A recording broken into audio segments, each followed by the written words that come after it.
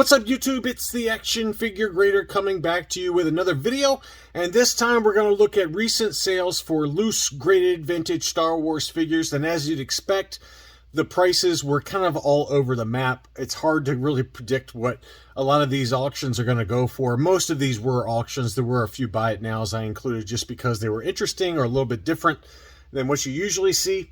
But yeah, I mean, in this market, you really got to be careful. And as I've talked about in past videos, look for auctions because oftentimes they can go for a little bit less than where they were going for last year if you're patient, or if they ended at a weird time, or whatever's going on with it, the grade. So let's go ahead and dig right into some more action figures that sold recently on eBay. This seller is one we've covered in the past. I've never bought from this seller, but always has really nice high grade vintage loose graded figures. This was an AFA 85 Taiwan Boba Fett, and this price has really come down. Think about how far prices have come down for Taiwan Boba Fetts. They were going for like $650 to $700 at this time last year during the Book of Boba Fett, but the price has really dropped.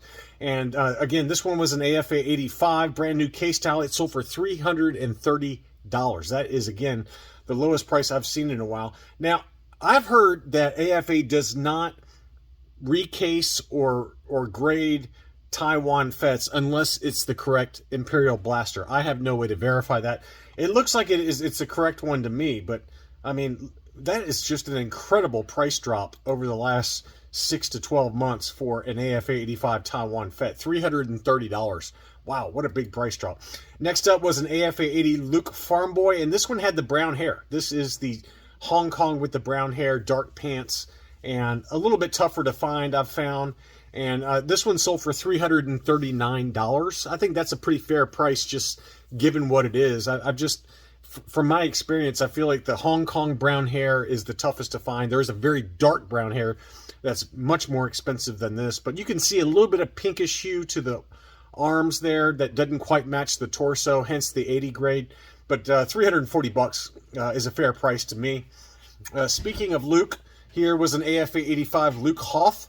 And again, another price that's well below where this one was selling 6 to 9 months ago. This one sold for $241.50.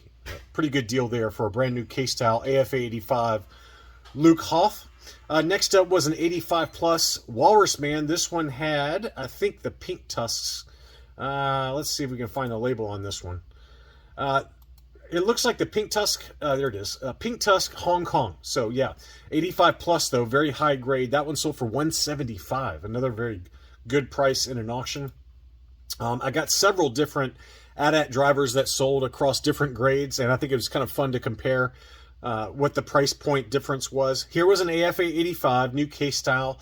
This one had the orange logos. There is also one label with the red logos that's a little bit less common in my experience. Hong Kong COO. That one sold for $202.50 for an AFA 85. And then here was an 85 plus, also with the orange logos. So maybe it's the orange logos that's easier to find.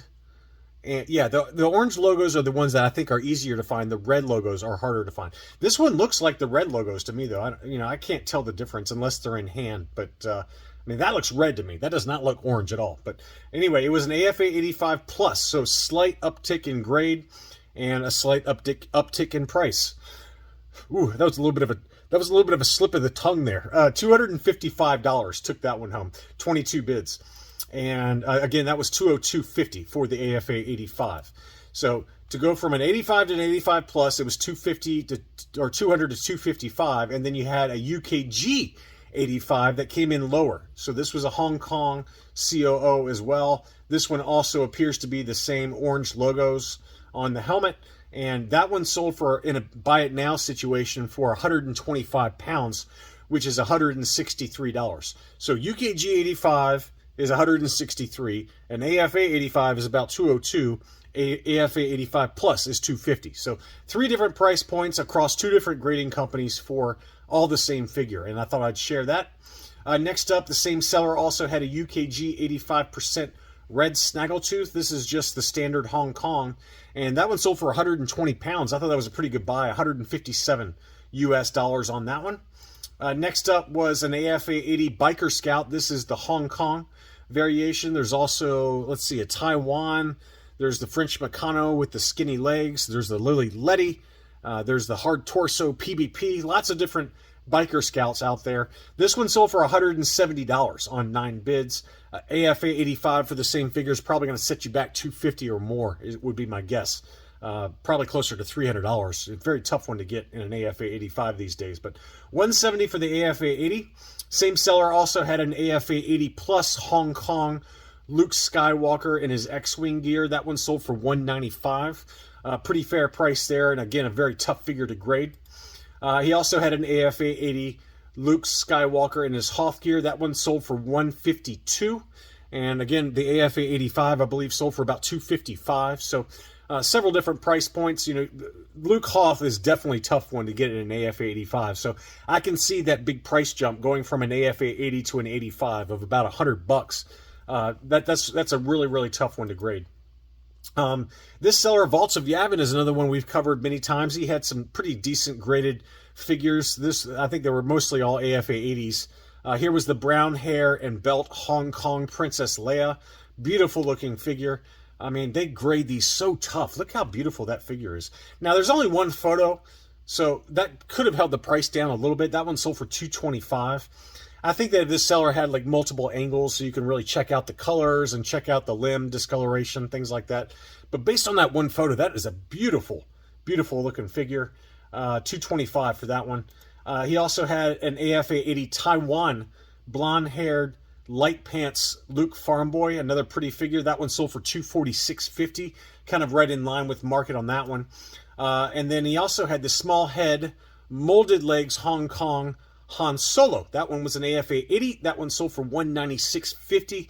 And again, we've seen the same figure go in an AFA 85 for $350 to $450, depending on who's looking and what the market dynamics are like. But $196.50, I think, was a great price on that one. Next up is that Droid Factory R2-D2 that I mentioned in my What to Buy video. And I had no idea what it was going to sell for. It was an AFA 75, so that kept the price down a little bit. An AFA 85 about, let's say, 6 months ago or so, sold for almost $800, believe it or not. But this 75 grade sold for $274. So very, very good price for a tough-to-find figure. That's another one that's very tough to grade. It seems like the sticker on this one does not stay on properly, mainly because I think in the Droid Factory playset, that sticker came unapplied. And so you're relying on the person who bought it to apply that sticker properly and for it to stay on properly. And so that's why it's tough to get this one in a high grade. Number one, because it was a playset packet, and very tough to get in a high grade. So again, for that 75 grade, I mean, that's a pretty good price, $275. I'd pay that all day long. Next up, I forgot to look up the best offer accepted on these three, but this seller, who I've not bought from before, over in the UK, had some pretty nice looking UKG examples. First is a UKG 85% power droid for 130 pounds, which is 170 US dollars. Probably the best offer accepted, if I had to guess, was 100 to 110. I didn't look it up. You can go back and look it up if you want to on 130point.com, 130point.com. And in the upper left-hand corner, there's a search eBay sale, and you just copy and paste the title of any eBay auction listing, and it'll spit out what the best offer was that was accepted. Sometimes it's a little finicky for international sales. It works really well for US and Canadian sales, but it's like maybe 80% of the time it works fine for international as well, but sometimes it doesn't spit out the answer for some of these UK sales. But anyway, that one probably sold, like I would guess, 100 to 110. He also had a 21B UKG 85%. This was the made in Hong Kong. I wish that UKG would label it as either flat paint or semi-metallic paint, just the way that AFA and CAS does, but UKG doesn't do that. This one looks like the flat paint to me, but I have no idea. It's so hard to tell the difference. They all look the same to me. Anyway, that one also was listed for 115 pounds. Probably best offer accepted, was right in line with the Power Droid. And then he also had a UKG 85% standard Chewbacca Hong Kong. That one was listed for 95 pounds, which is 124 US dollars. That one probably sold for 80 to 85 pounds would be my guess, but a very high grade, beautiful case style on that one. So, and then let's see, I've got a few other interesting items. This one was the Jabba's Dungeon playset baggies.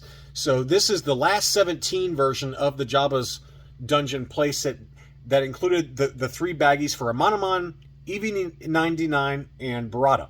And the seller took all 3 of those baggies and sent them to CAS for a custom case, and they were graded 85%, so 85 by CAS. And it also included the playset, you know, loose and out of the box, unused contents. So whoever owned it took them out of the box and then sent it off to CAS, just those 3 baggies. So kind of a cool, interesting custom there. I'd never seen that before.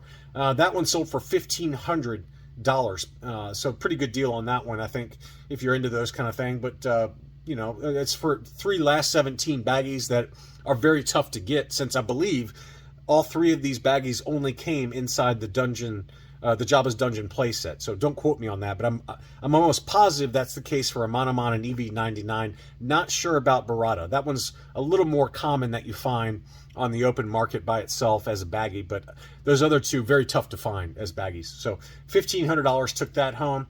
Here was that Luke Skywalker Jedi Knight graded AFA 85+. I believe it was a Taiwan. Yeah, Taiwan. This is one I had in my what to buy video.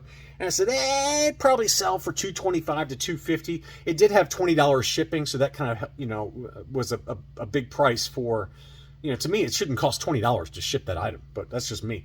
But it did sell for $250, so right on the button there. I think it was at $200 when I had it in my what to buy video. And I said, it's not too far off because it's already at $200 plus $20. That's $220. I was thinking $250 all in. But it did sell for $250 plus shipping, so $270 all in for that very nice looking example. AFA 85 Taiwan Luke Skywalker Jedi Knight. And then finally, here's another one that you don't see often. This is just the coin graded by CAS, and this is Tig Fromm's coin. We all know how expensive Tig Fromm has become, either loose, ungraded, mint on card, loose, graded, mint on card. I mean, they're all expensive, and the coin is no exception. Just the coin by itself was graded by CAS 85%, and that one sold for $180. So not one you see often. I just thought I'd kind of throw that in there at the end just for pricing purposes if you guys are into collecting graded coins.